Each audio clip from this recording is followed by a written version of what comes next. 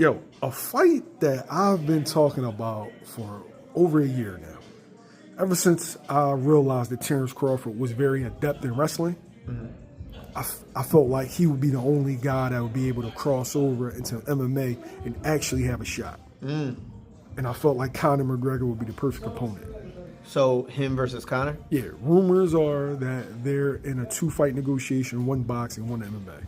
One boxing, 1 MMA. What you think? Terence Crawford and Conor McGregor. Yeah.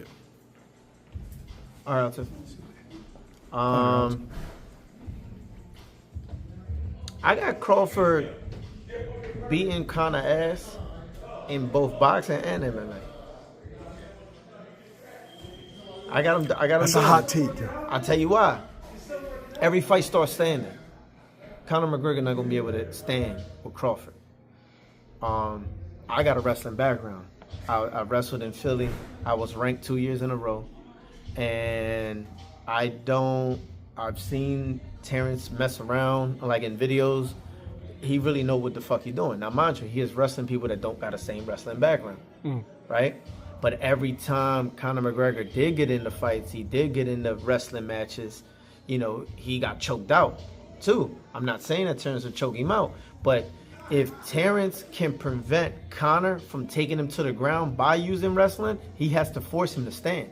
And I got Crawford. I got Crawford beating the shit out of Conor, man. And don't get me wrong, I think Conor McGregor in MMA he's a great fighter, bro. Like, I'm not downplaying him at all. He's a great villain. He changed MMA world and turned it into a more entertainment thing.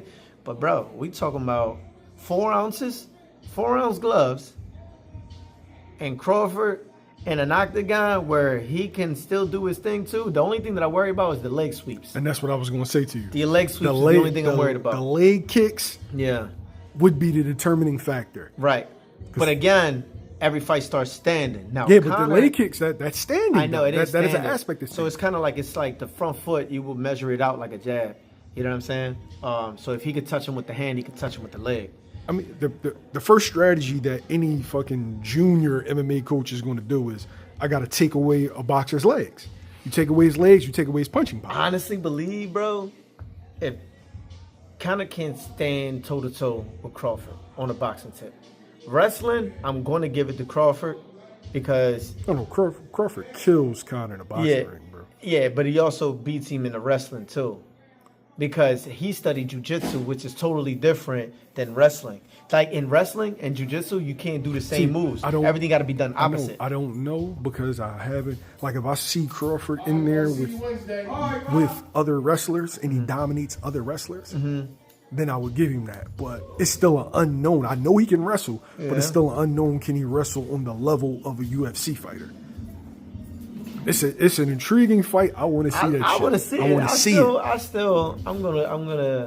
I'm gonna go with Crawford. If anybody got a chance, it's him. I'm gonna say Crawford. I say Crawford for both sports.